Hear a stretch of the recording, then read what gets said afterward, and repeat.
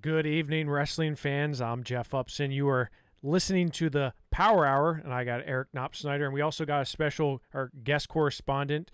Dyson Gold is also going to be joining us here in a few minutes. But man, we have a great show for you tonight because we're going to talk about a lot of different things. This is like a casserole of different wrestling things going on. We're talking about girls high school wrestling. We're talking about new weight classes. We're talking about youth wrestling. We're talking about cadet world teams. We've got everything with the full gamut here of topics to talk about here on the Power Hour. Eric, what's been going on with you? Because I know you've been running around like crazy, doing some things, going to clubs and things like that. You've been busy. It's amazing, isn't it? Anytime there's not COVID, like there are just wrestling stories out there all the time. And locally, yeah, I got a couple local clubs that are opening up in Somerset County. Not high profile places maybe, but just good places where guys can get in, get some freestyle in, some Greco in. So I was out at a place called Eagle Nation Sports today in Somerset. Sal Lascari, the former Berlin coach, they're doing some freestyle and Greco training with the kids from the Somerset area. And then just had to bang out a story here too on Cooper Warshall from Richland committing to Pitt. Did that story for the Johnstown newspaper. So congrats to Cooper. Awesome to see him headed to a fine institution like the University of Pittsburgh. Yeah, I knew you were gonna say something like that.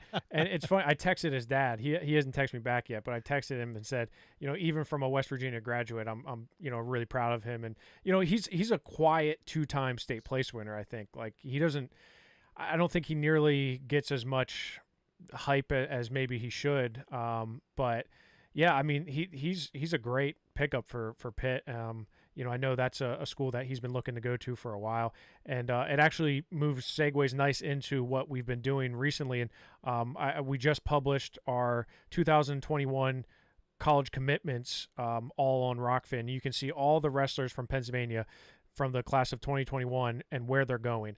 And that's whether they're going for wrestling or other sports such as football. There's a lot of guys and girls there that are doing other sports that wrestled, like Donovan McMillan, for example, didn't wrestle this year. He's already down at Florida.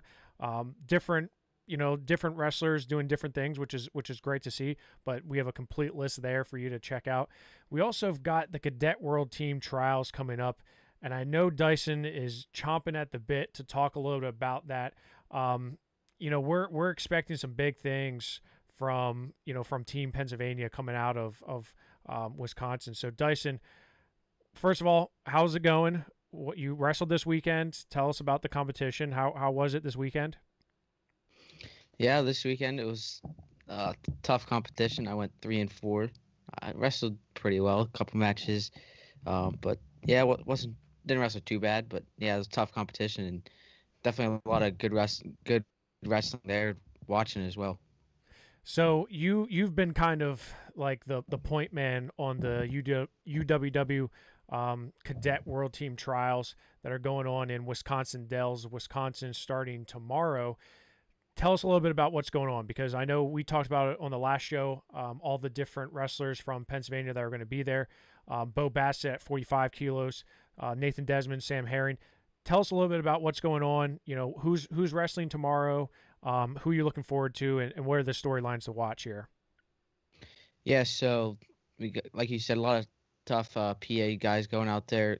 I'm really excited to see how PA does. Got a lot of hammers. Tomorrow is going to be the Greco, and then Saturday, Sunday will be the freestyle. I believe through the quarterfinals is Saturday, and then semifinals and finals, best of 3 finals are Sunday. So I think one of the biggest storylines coming in is obviously a really hot topic in the wrestling world right now is Bo Bassett. Obviously, he went 7-0 at Ultimate Duels, 66-0, 6 tech falls, and a pin. So I mean, I think it's just see if he can make the team and even to see how dominant he is here. I think honestly, bold prediction, I think he tech falls his way through the bracket. I mean, he even wrestled a couple of the guys he's going to wrestle last weekend. So, but I just really excited for this weekend. I think there's going to be a lot of great wrestling, obviously at a world team trial, but just really looking forward to it. Yeah, I mean, you had mentioned what Bo Bassett did at the Ultimate Club Duels, and he just was absolutely dominating. But the World Team Trials is maybe a little bit different, right? I know there's some other guys there that have some accolades to their name, but I would tend to agree with you. I think Bo Bassett's Pennsylvania's best shot of getting on the Cadet World Team. There's no doubt about it. And I agree with you. I think he does it in a little bit of dominating fashion. But it's the other guys that I'm kind of looking forward to seeing. Nathan Desmond, Dalton Perry at 51 kilograms. And the two that really jumped in at a kind of a late, because we lost Vinny Kilkeary, right? We kind of talked about that in the last show, how there was rumors that he wasn't going to be able to go. But we gained the Williams twins. We got Caden and Camden Williams. Caden, a state champion at 106 pounds. He's at 51 kilograms. Camden's at 55 kilograms, where Mason Gibson is. So now you have Dalton Perry, who, of course, we know what he's capable of doing. We saw him against Vinny Kilkeary at True Power. And Caden Williams, you throw him into the mix. I thought 51 was going to shape out to be pretty good for PA, and I think even losing Kilkeary, still having Caden Williams there is still making PA a good chance to potentially get someone in the best of three finals. Yeah, I think these Williams brothers, as you said, late additions. I think they're definitely some dark horses that could bust the brackets here with Caden at 51 and Camden at 55. So really excited to see what they do this weekend. Now, correct me if I'm wrong, but Dalton Perry, obviously the big name is Jess Aruga, right? And they wrestled at Ultimate Club Duels, correct? Yeah, Jess Aruga came out on top 3-2. So close match, right? Yeah. So, I mean, you look at the rest of the field and you say, okay, well, I think he definitely has a shot. Does Dalton Perry? Now let's talk about Mason Gibson, because Mason Gibson, much like Bo Bassett, was, I wouldn't say he was nearly as dominant, but we saw a rematch of the Redemption. He wrestled Brennan Cernus again, beat him this time by points in freestyle. Him and Camden Williams both there. What are you thinking when you look at Mason Gibson? Because I'd almost argue and say he's our second best shot outside of Bo to get a Pennsylvania guy on the team. Yeah, I would say so. He's the highest ranked guy nationally by Willie Saylor, coming at number 4. Then Corey Land, number 8. But I think those two are definitely the top 2, but you never know. You got a couple sleepers down there. But I really think, like you said, Mason's our second best shot, and I think he'll got a good shot to make the team this weekend. Now talk about that with Corey Land, because you had tweeted out they wrestled in the Super 32, right? But you also have Cale Hughes there from Oklahoma, who I've heard that name multiple times from different folks from across the country that are pretty high on him. Corey Land from Alabama. You don't necessarily hear a lot of top talent coming out of Alabama, but what can you tell us about them and really what Mason should be looking forward? Yeah, like you said, Corey Land wrestled him in the 2019 Super 32 final at 106 when Mason was an 8th grader.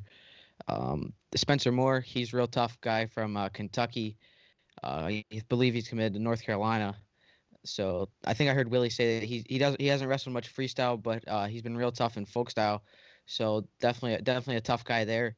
So, and another guy, sleeper down.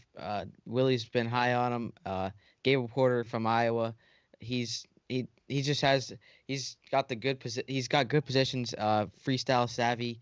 I think these sleepers down here, but I think Mason's, like you said, got a good shot, but I think it's going to be a tough bracket, and I think it's going to be a good fun weekend at this 55 kilograms weight. Eric, do you notice how he had to throw in the Iowa guy? Hey, it was big on the Iowa guy. It wasn't just me though. It's not like I just throwing some no-name guy out there. Tyson, who did you wrestle for at Club Duels? Was it an Iowa team? Were you he wrestled for Seabolt. You wrestled for Seabolt, man. All right, so really good talent down low, right? But we also have 60 kilograms. We have Mac Church, Tyler Kasak, and Jake Daly. Obviously, Church and Kasak are the two highlight names there. They wrestled at last year multiple times at 106 pounds. Church won a state title this year at 120. Kasak followed it up with a title at 126 pounds. So, the question is, can either one of these guys push this field? And you look at who's here at 60 kilograms, and there's a lot of tough guys here, Dyson. So and I think it probably is the largest bracket. I don't maybe 65 is bigger, or 71, but I feel like 60 kilograms has a ton of just hammers all throughout here. Yeah, this is really gonna be a fun bracket. Mac Church coming in as the second highest ranked guy nationally at 12. Sergio Lemley in Indiana ahead of him, but I think Mac's got a really good shot. Really excited to see him this weekend. I believe he was second in the 2019 Cadet Trials finals, losing to Mark Anthony McGowan, who ended up going on to win it. Is that correct? Yeah. So he has obvious experience. He has the experience. I would tend to agree with you. I think Mac, we haven't quite seen him a whole lot in freestyle as of late, but I agree with you. I think he's got a good chance to go far, but so does Tyler Kasak, right? I mean, they split matches last year. Kasak won a very deep 126-pound bracket this year. It included a win over Carter Diver, who's going to Arizona State. So I think you can't discount him either. Pearson Manville's up now at 65, along with Jude Swisher. So you got State College of Bellefonte, and you also have Dom Federici, who Jude Swisher beat again this last weekend. So Jude and Pearson, Pearson Manville, the Manville name, I feel like you can't not be on a world team if you have a Manville last name. Is there a chance that we could see Manville or Jude, push some of these guys at 65? Yeah, I think so. I really like a Jude shot at this world team spot. I think his main guy is Meyer Shapiro, but obviously going to be a tough bracket. It's the world team trials, but I really like his shot here, and I think he's got a good chance to make a world team. Like you said, Pearson Manville, he's obviously he's got to come in here. Expect him to have a really good weekend. So I think this is going to be a good bracket here at 65 kg for PA. Isn't there a Ferrari in the 65 kilogram weight class? How can you not pick a Ferrari? Angelo Ferrari. That's the young Ferrari. Yeah, isn't Angelo in this? It's the newest model. Yep. I mean, I think he could probably be. If he's deadlifting as much as his brother. What about Lamar from Oregon? He's another younger brother of a pretty good. Good genes there with Chance, his older brother, and okay, so we talked about 65. 71, things get a little bit interesting because it's the deepest weight class for PA. We've got Enzo Merlocki, Andrew McMonagle, Jake Jones from Saucon Valley, Jared Kessler, recently registered, Grant Mckay, Holden Garcia, who's technically from New Jersey, but he wrestles in PA, and Levi Haynes all the way up to 154 pounds, 71 kilograms. You said before we jumped on that Levi Haynes was making a world team. Are you seeing something we're not? Because man, this is a big jump in weight for him, isn't it? I think, Antrell Taylor's real tough there, but from Nebraska, Levi's just been looking so good. I don't know. I just think Levi's just looking really good lately. I think he makes a world team. Levi Haynes. It's as simple as that, Eric. Right? Yep, he's looking really good. Remember the name, Levi Haynes. Right, Dyson? You heard it here first. Rob Walker's going to love this. He's going to be like, this is groundbreaking. I agree with you. We got to remember this. These are cadets, so it's not like they're going to be seeing guys that are 2 years older than them. So like, if you're the best in your weight, the worlds, right? When they get to the worlds, they're going to be seeing 20-year-olds. Right. Well, Dyson, just ignore Eric, okay? just ignore Eric. Come on, you know as well as I do that happens. Of course it does. Absolutely it does. Okay, but let's not go into it. All right, let's not. Freaking you're not going to pull Russians. me down that. You're not going to pull me down that rabbit hole. I like Levi Haynes' shot here, and I agree with you, Dyson. He was probably one of the most dominant wrestlers in the state of Pennsylvania this year. Regardless of weight class, pound for pound, he was one of the best. So I can't. Obviously bet against him here at 71 kilograms. I agree with you. Even if it is up a couple weights, I think he's going to look strong.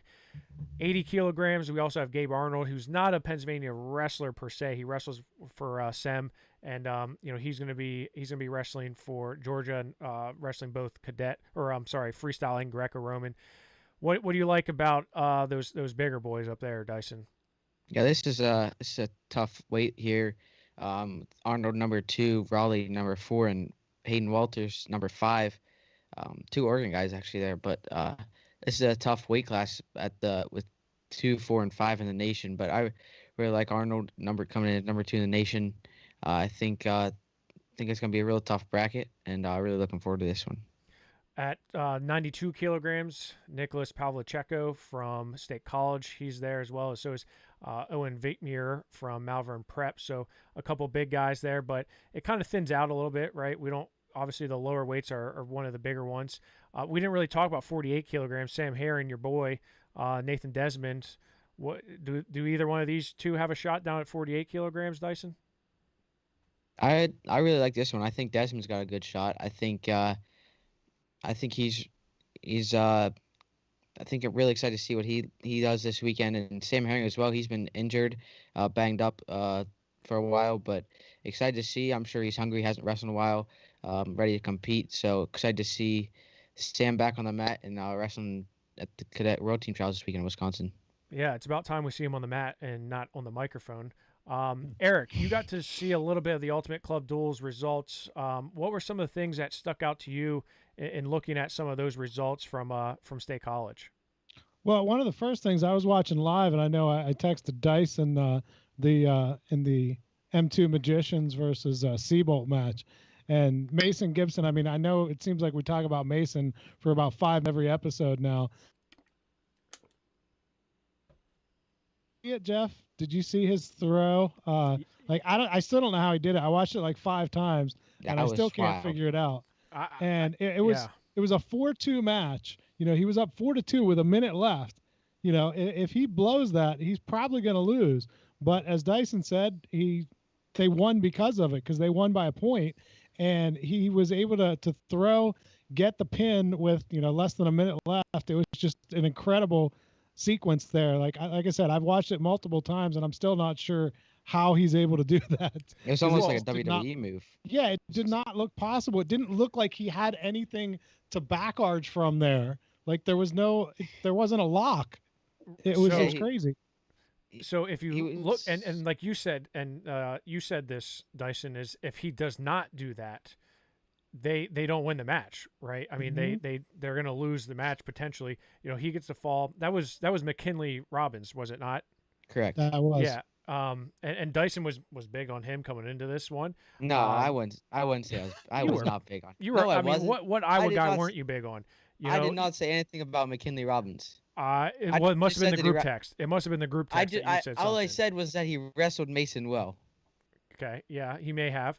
I thought Mason was going to go out and tech. Jude Swisher had a huge win as well. I thought Jude Swisher had a big win over Joel Jesarugo. That was a big win. That again, you look at. I mean, what was the final? 41-40.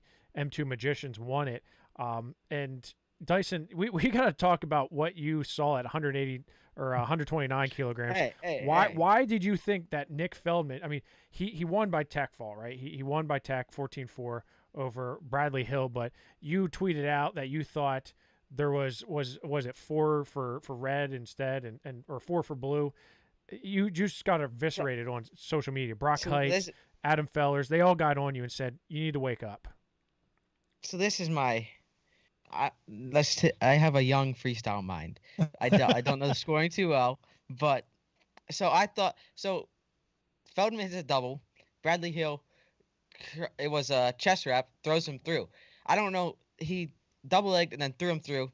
I just thought it was 4 because, I mean, like the way that Feldman went through, it just seemed like that it was from Hill's momentum taking him through. It didn't seem like he hit and then he It's his action though. It's Feldman's action. And someone said this. They're like, you can't just chest wrap a double and try to roll through it and pretend like, well, yeah, it's my action, it's my points. Like that's not. I mean, all I know is I know you have a young mind in freestyle, mind. I hope that your mind has now grown a little bit. It's developing. It's developing. It's developing. Eric, what was your take on that? I'm going to rule that Dyson is now officially 3-5 on the weekend at Club Duels because he took a Twitter L too. Ooh, Dyson, you got a response from that? Yeah, I didn't think so.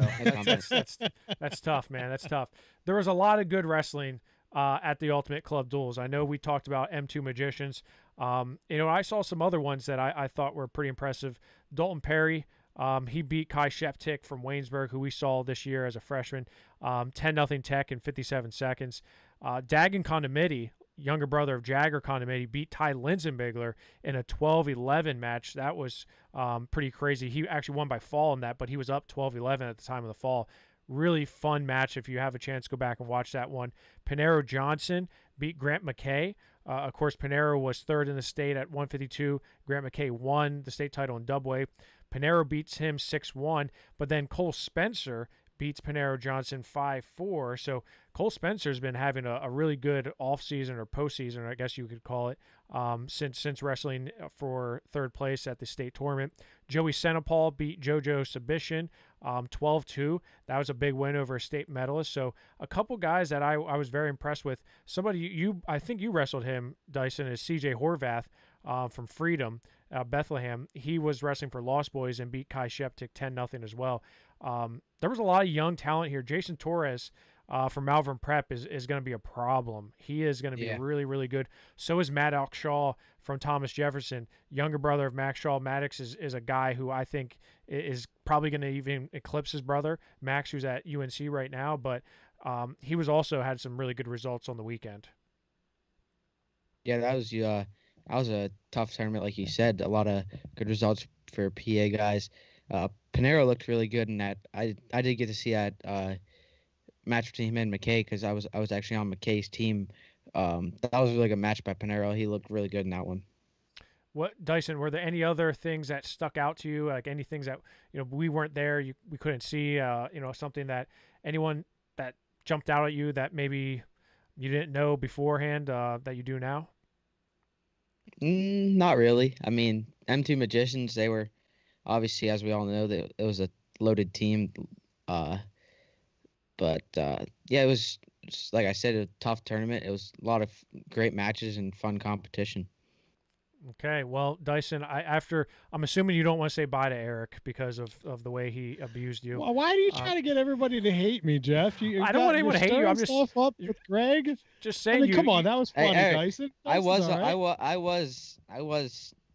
side hail to Pitt, but So if you can't handle that, you don't have the rhino hide, as Mark Billett would say. I might if you can't handle that, then I might have to go block him on Twitter.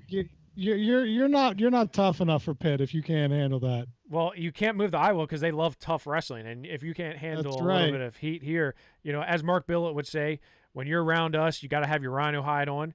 And as Adam Feller said, maybe you should transfer to Bishop McCourt. And I liked how he spelled it, like court, like a courthouse, which I've done before too. But Dyson, I appreciate your insight.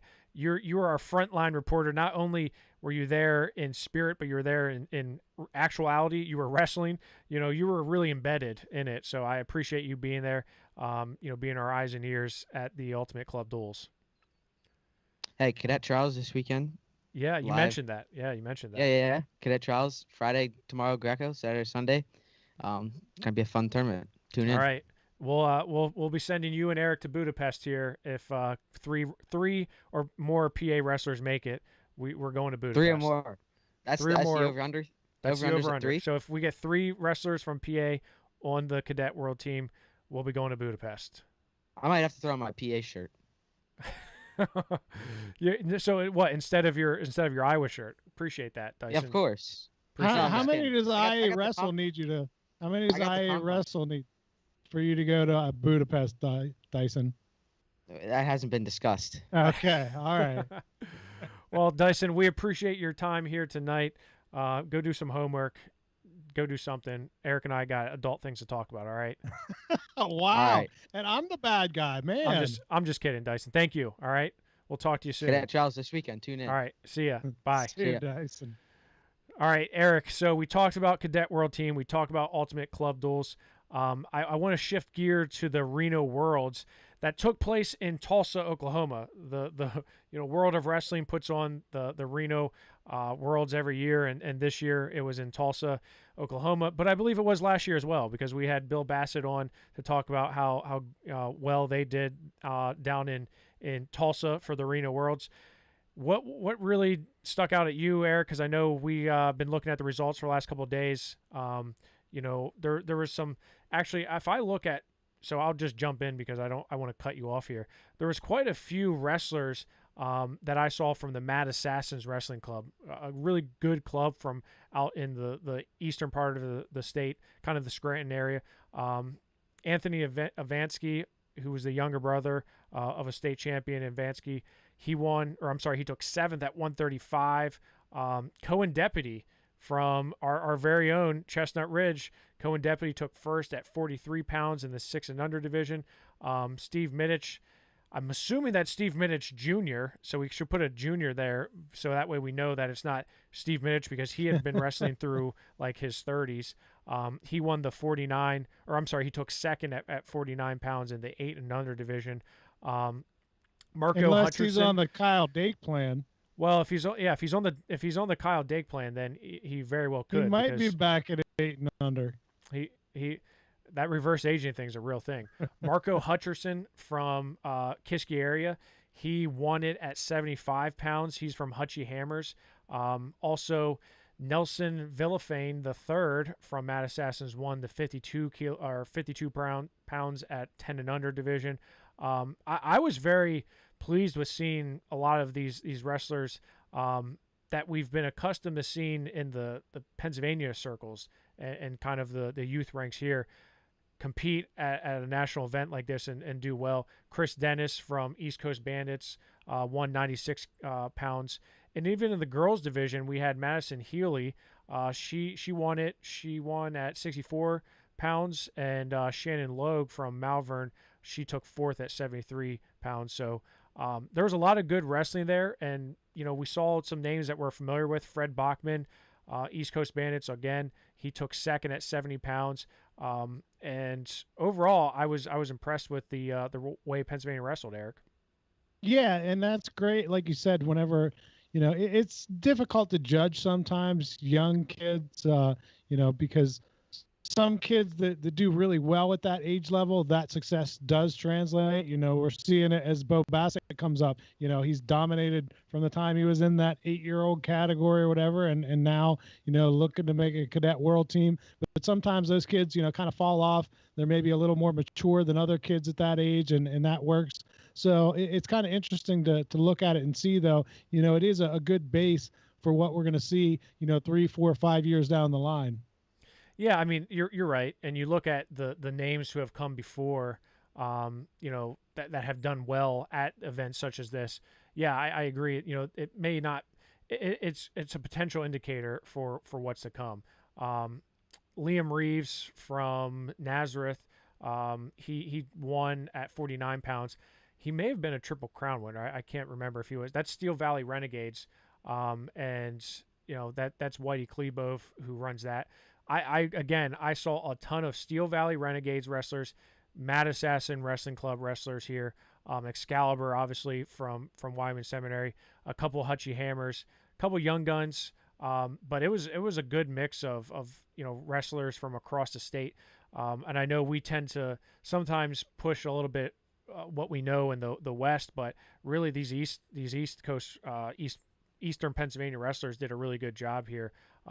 So I like what you said, though, about the fact it could be an indicator, but we shouldn't put too much stock. Like college, and I was talking to another guy yesterday about this, and they said college coaches aren't at 6 and under tournaments recruiting, their 157 pounder. That's just not happening. Right. And I will be interested to see, though, because we've seen the cycles before. For a while the East is dominant, and then it swings to the West, and usually it's governed by that District 11 WPIAL. How those go is kind of how that half of the state goes. So when you're seeing those Steel Valley Renegades and the Mad Assassins, will we see it shift back to the East a little bit in the next couple of years, because the West has been doing really well the past few, but maybe we're in for another turn there in 4 or 5 or 6 years. Yeah, I mean, there's always, and again, I think District 11 and District 7 kind of chase each other back and forth, and I think that's a good thing. And of course, you have District 3 that had a little bit of a run for a couple years potentially, and you look at depth, and obviously the WPIAL has a little bit more to pull from in terms of number of schools. But District 11 just, I mean, concentrated talent, just all over that area, the Easton area, Bethlehem area, that entire Lehigh Valley area is just so condensed with wrestling talent. And we see it all the way through the ranks, youth all the way up to international with Jordan Oliver, right? We see Jordan Oliver. I feel like he was, that time when he was coming up through, and, because I'm kind of around the same age as J.O., and, there was always somebody from District 11 that was the talk of the town. So yeah, it's, of course, it's nice to have a little bit of a mixture between East and West. I think we should put on a card between the best from District 11, best from District 7. You think that's a good idea? I guarantee you that would be huge. I guarantee you. Because those two love to go back and forth about who's better. They always do. And their parents do too. Their fans do. Maybe not so much the wrestlers, but definitely the parents and fans. That's enough for the kind of results there. Let's talk about some good news. And this is coming from Delaware Valley. This is now number 10 in the number of girls programs that have been launched in Pennsylvania. Delaware Valley, of course, we have our very own Lily Scher, who's a big proponent of growing the girls wrestling scene. She hosts her podcast, Girl Power. She's full force into the whole sanctioned PA movement. But Brad Wilson from the Lehigh Valley Express Times wrote a very good article on it, because this is what I love about Brad is he goes over to New Jersey because he covers both Jersey and Pennsylvania when it comes to wrestling, football, etc. And he saw what Jersey did with their girls. So then he comes back from Jersey and writes an article about how Pennsylvania is doing it the wrong way. And he straight up calls out the PIAA. In fact, I think in the Twitter message he put, he said, it's your move, PIAA. But he brought up some valid points, Eric, and I know you were able to look at that article that he wrote. What were some of the things that stuck out to you? Because, I mean, it's really hard for schools or girls themselves to really commit to this whenever it's such a long way off. I mean, there's not much light at the end of the tunnel yet. I mean, it's great that we're up to 10, but as you said, we're only a tenth of the way there. I mean, there's a long way to go. And I am hopeful, I think that had this been a quote unquote normal season, we might have seen a lot more girls teams.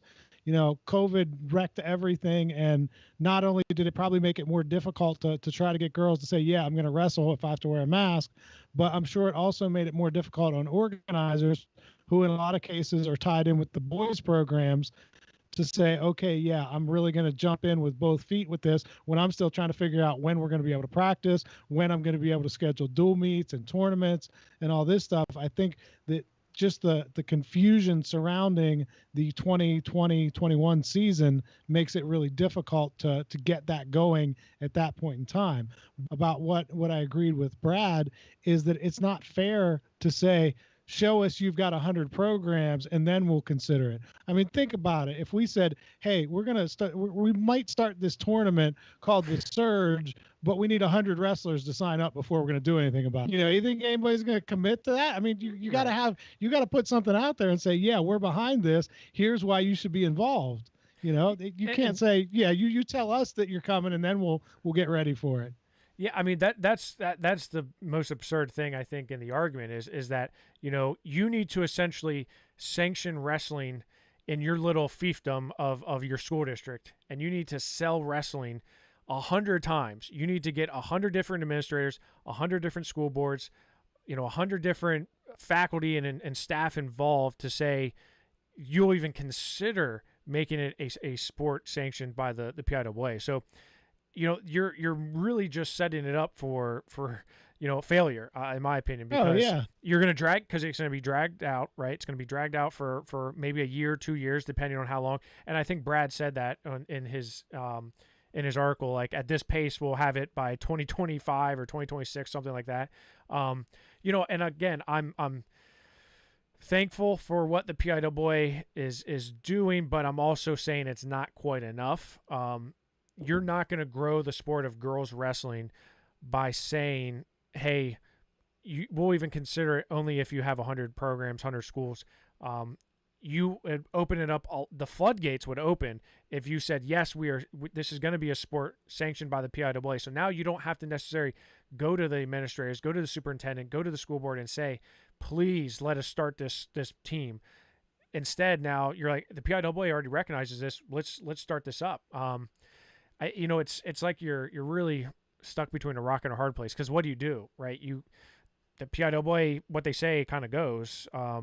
But I think they should maybe reconsider, especially with COVID. I think it'll probably will be quite a few years before we actually see the sport recognized by the PIAA, which is a real shame, because look at all these wrestlers that we've seen throughout the years come through, especially in the last 5 years, girls wrestlers from Pennsylvania that really lost out on a chance before. I mean, let's not forget the girls state championship that we have, the unofficial one, has only been around since 2019, I believe, 19.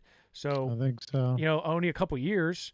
Better hope that sticks around, because the PIAA ain't going to have a state tournament anytime soon for them.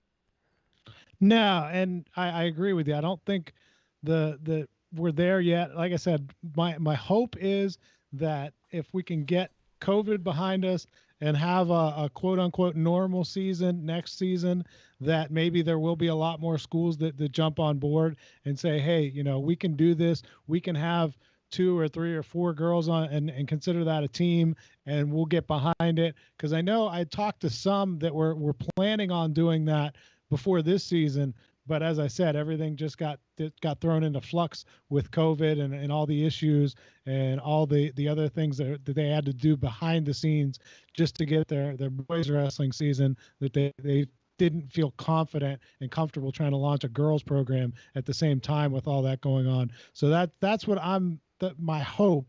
I mean, we've got to keep pushing it and keep saying, hey, PIAA, you gotta do this, you got to do it right and not wait for this. But at the same time, we got to keep pushing some schools to say, hey, let's get behind it, get it on board, and show them that there is movement. Maybe, who knows, maybe if we can get the 50 next year, maybe they'll say, okay, we'll reconsider it and take a look at it at a lower number.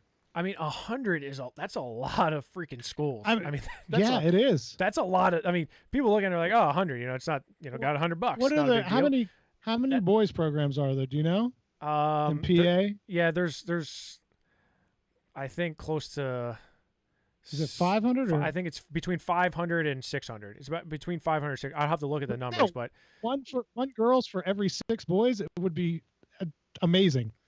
So I get like what I mean, in the mind of the PIAA, they're saying, okay, we don't want to sanction a sport that is not going to work out, and it's not going to be a productive sport, if you will. But look at the opportunities that you are losing by not having this. It's like I don't know. I think back to saying, is it even worth trying if you're saying you're making it so difficult? I don't know. I really don't know what the answer is, but I agree that 100 schools is ridiculous to try to get to in a short time period when you have momentum, right? And we know that these things happen very fast. Look at all the other states. It's like Pennsylvania continues to be behind the ball in so many different ways, but especially when looking at the growth of girls wrestling, it's like, wake up, wake up. I don't get it, and I'll say that till the cows come home. I don't get why they are so hell bent on getting 100 schools to sponsor wrestling, and now we'll consider you a sport. It's just not. It's not right. It's not fair. It's not fair to these girls that work their tails off. So I don't want to be on the soapbox all night, and I'll probably get I'll probably get banned from another PIAA event. You just won't get a credential. Yeah, whatever. Let's move on. Let's move on. That felt good. It felt good to get that out though. And I know Lily is. Hopefully Lily's listening and is proud of us for taking a stand. Also, again, this comes back to the PIAA and some of the things that we've been doing here in Pennsylvania. We went down to 13 weight classes when the rest of the country was still at 14. And of course, now the National Federation of High School has come out and said that the weight classes in 2023 are going to change. Now look at this, and I just popped it up on the screen here. So this is effective July 1st of 2023. These will be the allowed weight classes. Now here it is. on the front lines of growing girls wrestling is the National Federation of High Schools. So for the first time in the history of wrestling, they have now made 2 separate weight classes. They've had girls weight classes and they have boys weight classes. So that's earth-shattering. The girls weight classes, this is when girls wrestle girls. If you have 12 weight classes, lowest is 100, highest is 235, 13, again 100, 235 with a mix of 12, 18, 24, 30. 14 weight classes with girls, 100, 105, 110, 115, 120, etc. So that's awesome. Number one, the National Federation of High School is saying we're recognizing that girls wrestling is growing exponentially in the United States.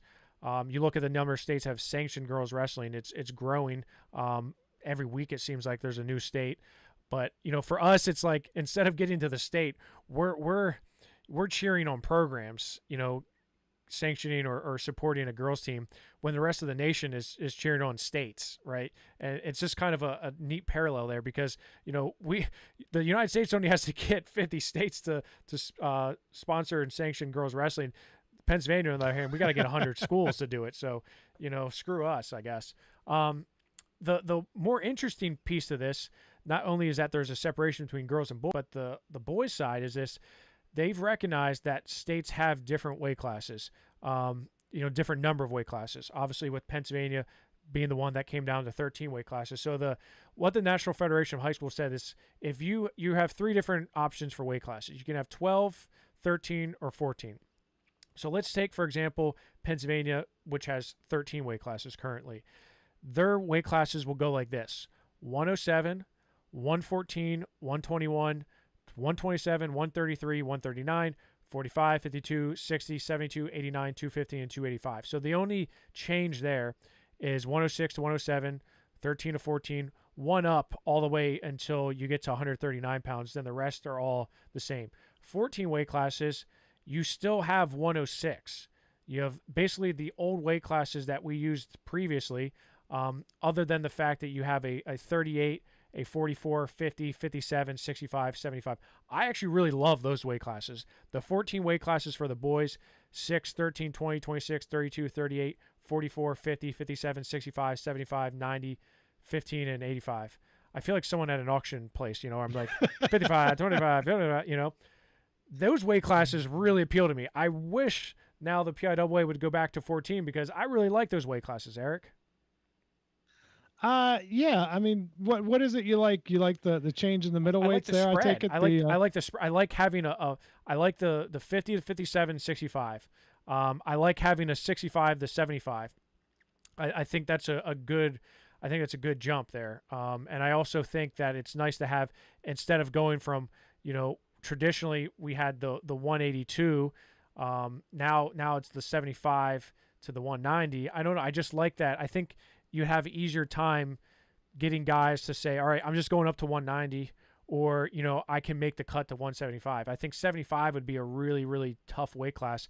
And I think 90, you would have a mix of guys that are coming down from 200, but also coming up from like a 180, you know, like a 185 area. That's what I like about it. I think it spreads out some of the wrestlers a little bit better than maybe it has in the past. Now, I got a question for you here. We know from last year that Pennsylvania isn't beholden to follow these suggestions, if you will, for weight classes, because we went out on our own and came up with our own system. Do you think PIAA will follow this 13 weight class model? Yeah, 100%. I think they will. They don't like to necessarily. I know, like what you said, and we kind of went out on our limb on our own. It, you know, the caveat there was it was a pilot program, right? They were pilot testing these weight classes, and they weren't necessarily going against the recommendations of the National Federation of High School. They were just saying we are seeing these numbers. We're switching to these for the betterment of the sport in Pennsylvania. I think 100%. They will adopt one of these 3. I don't think you'll see any deviation from either one of these weight classes. Now, the question is, remember there was obviously talk about going down to 12 weight classes. So, you know, with the numbers of boys wrestling going down in the state of Pennsylvania, which it is, are we going to go to 12 weight classes? And then you look at 12, these weight classes are kind of interesting. 108, 16. I think that's a huge jump between, a huge 108 jump to 116. I mean, you're 112, right? You're a little bit too small. You're a naturally 112, 113 pounder. You're cutting down hard to make 108, which ends up being 110. I don't like that at all, but it's 108, 116, 124, 131, which I also don't like that. 7 pounds in between 24, 31, 38, 45, 52, 60, 70, 90, 215, and 285. So, if I had to pick, I'd almost rank them, 14, 13, 12, obviously. But just to look at those jumps between 108 and 116, 16 to 24, and 24 to 31, you're eliminating a lot of real. I mean, we always talk about the lightweights, all the way through high school. You're eliminating a lot of good wrestlers and forcing them into weights that maybe not are the best. Could you ever see the PIAA saying, okay, we'll do 14 weight classes for AAA and 13 or 12 for AA? So to answer your question, no, I don't think they would do that. Because that would make too much sense. I think there's a few things, and knowing the PIAA pretty well and knowing how they operate, they like consistency and they like things to be kind of, I would say, even, but also fair. That's the whole idea between the qualifications and how people get selected to go into the state tournament based on numbers and percentages. It's not about the quality. So I think it's all or nothing with them. I think their whole system is based on you're all in or you're not. So I can't see them changing it. Now, it would make sense. Now, if some new fresh faces come in and they say, you know what, we're willing to make a little bit of a change and make an adjustment and let's try it out. I think there's a chance that they could come back and say, you know what, AAA, we're going to go here. AA, we're going to go here. Or even, again, here's an idea, make different weight classes for dual meets as opposed to tournaments. That's what I always, was going to say. That is my preference, is to say, okay, I understand the dual meet aspect of it is kind of on the downward trend. So let's make it, I don't know, an 8 to 10 person, dual meet. Okay. But don't eliminate it to those individual tournaments. And I said the same thing when we were talking about going down to 12. If you want to have 12 for dual meets, that's fine, but don't take away those 2 weight classes for the rest of the individual tournaments. You can still have 14 individual state champions, even if you don't have 14 individual bouts for a dual meet. And I'd like to see multiple entries allowed for schools in the postseason. Yeah. Yeah. That's my argument is track does it. You don't say, okay, sorry, the state champion 100 meters is on your team. You can't compete.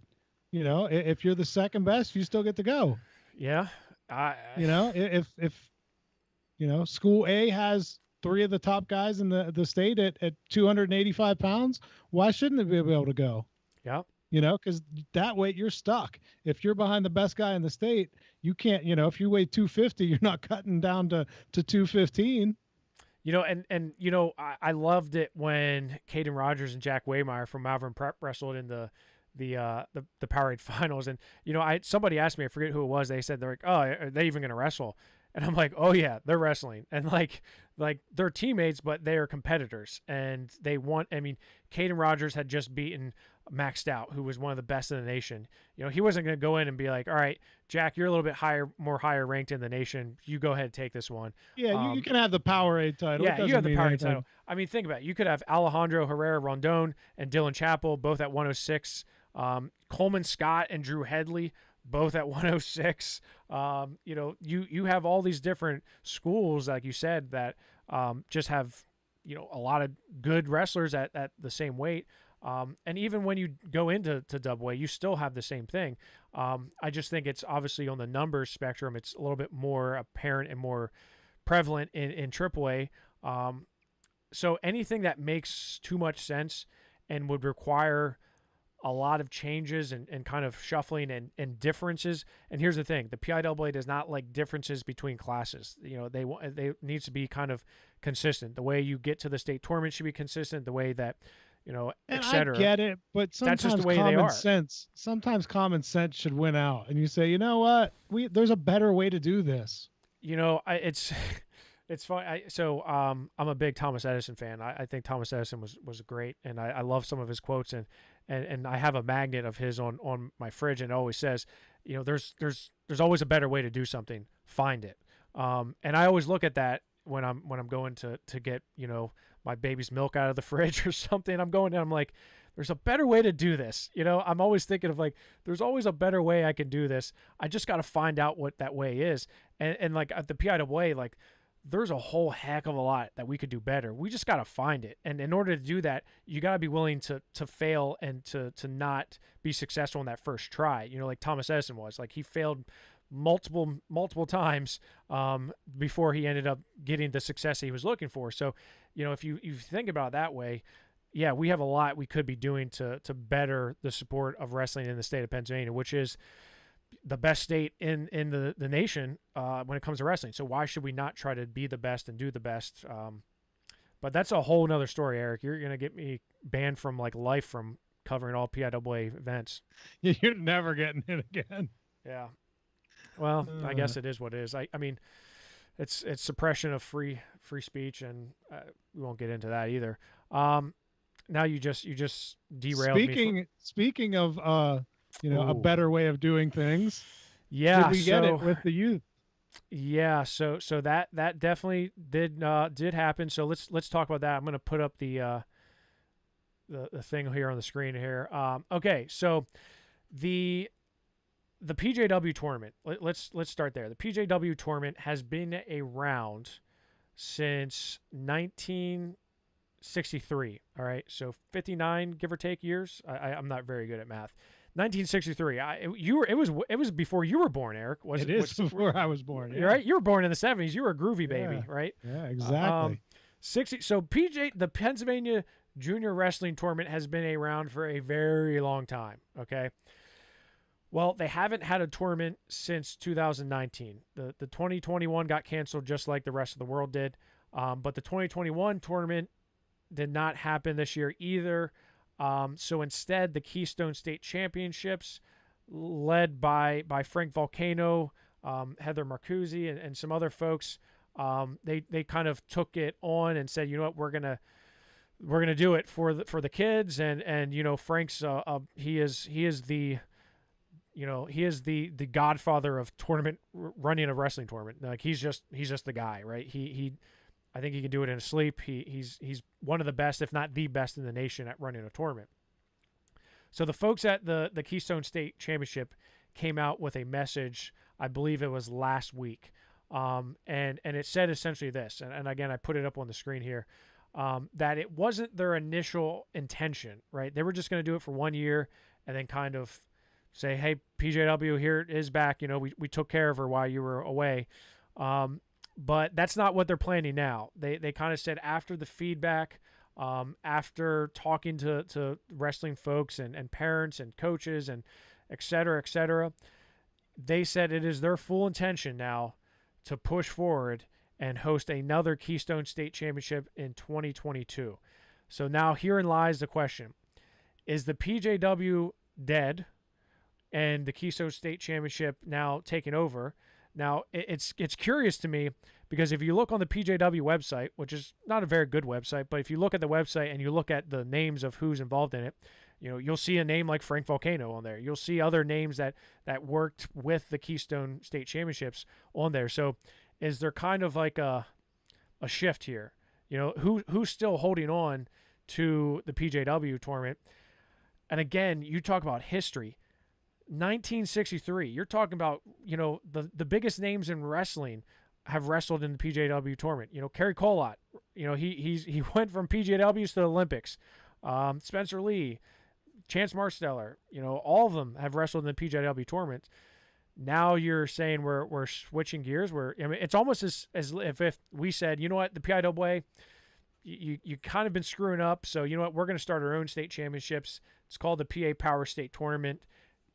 We're going to do it now. We're going to do it our way. I don't think people quite understand the implications that this has. I think this is a huge, huge thing. in Pennsylvania wrestling, and I'm surprised it's not getting talked about a little bit more on social media. Yeah, I honestly I didn't even realize that it had been decided that they were definitely going to go ahead with it. I knew that there was talk that they were considering going ahead with it, but yeah, to me this is really really big news, because my fear is that we're going to get both of these tournaments trying to compete, and when that happens, that's just going to water down both events. Yep. So we're going to have, half of a good class maybe, or maybe even 3/4 in one tournament and one in the other, and everybody's going to be claiming a state championship. Not to bag too much on cheerleading, but that was always my complaint about cheerleading is everybody was a national champion. There were like 700 national champions in cheerleading because everything was for a national title. And I don't want to see 72 PA state champs in the 12 and under category. Well, I mean, I kind of agree with you that so at least for the time being,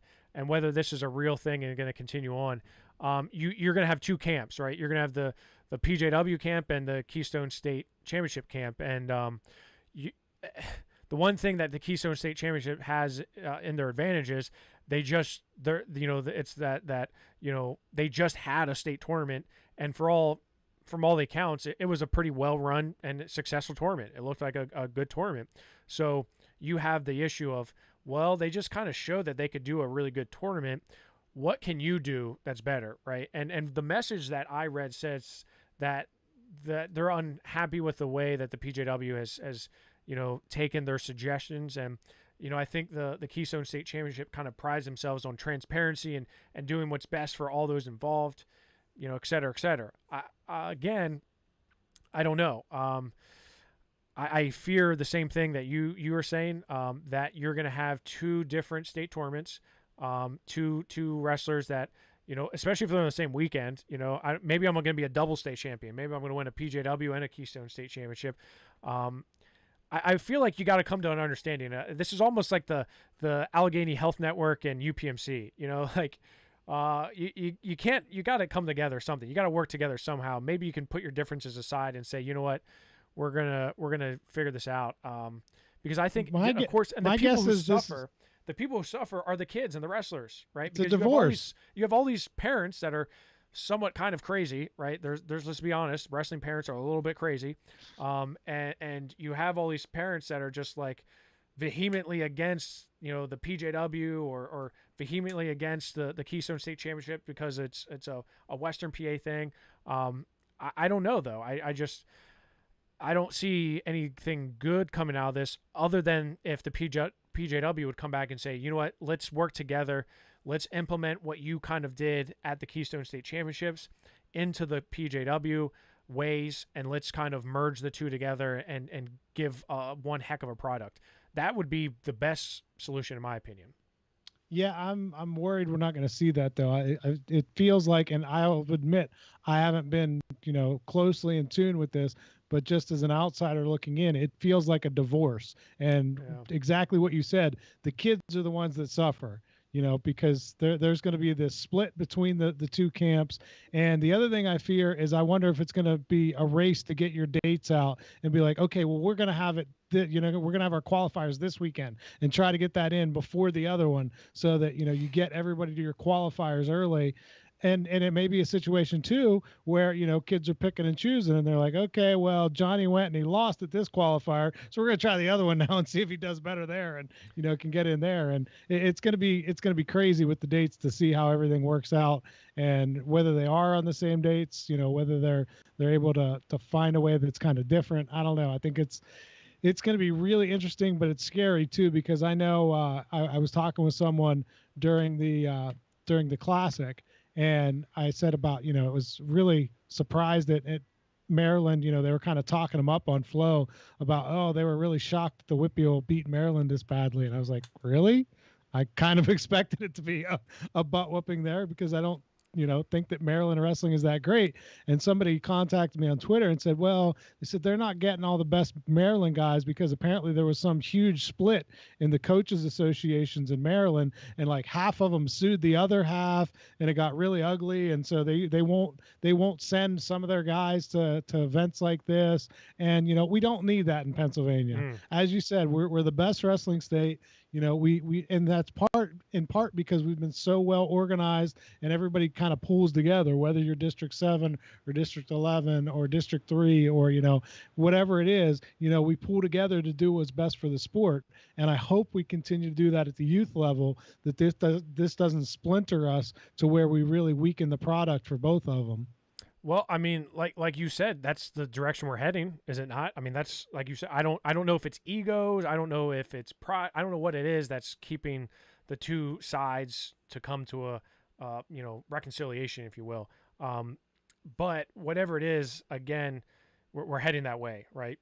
And maybe it's a race to get your information out and the qualifiers out. Something's going to happen. Something's got to come to head. Either the PJW is going to come out on top with the Keystone State Championships, or they're just going to be both mediocre tournaments that continue going on. That's my fear. I don't know though. I'm not sure how it's going to work. And again, the kids are the ones who suffer. So we can get off our soapbox since we're almost 5 minutes past the power hour. I wanted to end it with Jeff Ivelka. Shout out Jeff Ivelka, same first name. He's a great guy. He is stepping down from the head coaching position at Canon-McMillan after 4 years. And, I got to talk to Jeff quite a bit this season, and got to talk to him at the Classic as well, because Tyler Rahaley was a very, very last-second replacement for the Team Whippeal. And, he just had another young kid. He's got a couple of young kids, and I was like, hey, I can relate, and he said it was just, he just wanted to spend more time with his kids, and that's a tough job. Being the head coach at Canon-McMillan is, not to kind of hype them up, but it's almost like being the head coach of Easton, right? This is a big job. You're expected a lot out of you, especially when you have your Section 2 neighbor down the street, Waynesburg, doing what Waynesburg's doing. So like they're just winning. Canon-McMillan's got such a huge tradition of wrestling, not only the Whippeal but the state of Pennsylvania. So that's a daunting job and task. So it's interesting to see who's going to fill that void there for the Big Macs. Are you hearing any rumblings yet? Any names tossed out there? Or? No, I mean, you look at who's on staff. Zach Bowman's on staff. He's been around for a very long time. I think he's. I don't know if he's interested in it or not, but I'm sure if he is, that's a possibility. I know. Canon-McMillan tends to look within. Chris Mary was there for a number of years. Jason Cardillo was an assistant under him before Jeff Ivelka took over. So I'm not really sure. I'm not really hearing a whole lot at this point, but I'm sure we won't. I'm sure we won't have to wait too long to figure out who it is, and I'm sure there's going to be a lot of interest there. Absolutely. I mean, who wouldn't want that job? Like you said, you've got a challenge with Waynesburg there, but Canon-McMillan just has such history and such a tradition that that there's a great feeder program there in place, and it's a job that I think a lot of guys will be interested in. Well, I can tell you one guy who's not interested in it, and that's Jeff Upson. Definitely not. I'm interested in jumping off the podcast, Eric, checking on my baby. And, getting ready for the Cadet World Team Trials, because Dyson, I don't know if you heard, but Dyson said they start tomorrow. Do they? Yeah. He should have mentioned that. Mm-hmm. Yeah. We got to take it easier on Dyson. I don't want him to up and quit on us. We need him. He's pretty valuable. He is very valuable. We love Dyson, and he's honestly a great sport about it, because as much as we pick on him on here, it's nothing compared to what he gets in the group chat. Ooh. I mean, it's just brutal in there with Dyson getting on him about his Iowa love. What about me? I mean, I get crapped on the regular by the group chat. I mean, Rob Watko is we need to bring Rob back on, because the things that he says to me on that group text. Let's think about it, Jeff. You're you're the boss figure for PA Power Wrestling. So what does everybody do behind the boss's back? Is they complain about him, like, I can't believe he did this, and you're only looking at like 1 out of every 6 messages that goes through there. So we know we can slip some past you and just rip on you, and you're not even going to know it. Well, I mean, I just love the fact that at the Redemption Duel, I'm sitting talking to Scott Green. Scott Green is a great guy. I wanted to talk to Scott Green, so I'm sitting there. Well, Tristan Warner is going to the bathroom, snaps a picture of me, texts the group, and is like, "What's the boss doing out here? Hum-chumming with the with Scott Green out here. He can't be in here with the rest of the troops here. Get out of here." Come on. You didn't get slammed nearly as hard as Tristan did in that, because Walt Call was all over him about the size of his T-shirt on that. True. No, you're right. He was. You're right. But it was quite funny because Tristan's like, "Oh man, this T-shirt's way too big," and Walco's like, "Hey, can you get a T-shirt that fits?" He's like, "Yeah, it's too big." He's like, "No, it's too tight." Well, you shouldn't have done arms the day before you came up, Tristan. Yeah, it's keep it on PA Power Wrestling, because we got a lot coming up here. Of course, we got Wranglemania coming up on May 8th, which Team Pennsylvania is going to take on All-Stars from Team New York and Team Minnesota. It's basically an all-pinnacle team from Minnesota. We're going to talk more about that, have a show dedicated for that. But that's in the hopper here.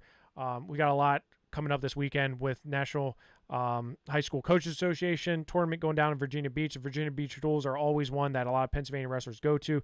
And, of course, out in Wisconsin, the Cadet World Team Trials. So keep it here, PA Power Wrestling on Rockfin, on Twitter, on Facebook, on Instagram, everywhere, Eric. We are. Wherever wrestling is, we are. And start booking your flight to Budapest, all right?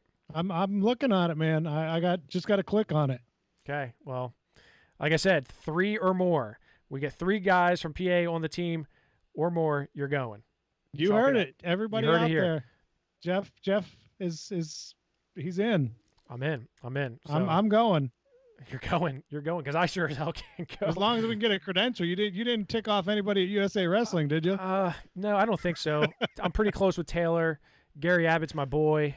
All right. Okay. No, we're good. Let's not have a show where we tell them all the things they're doing wrong. It is what it is, Eric.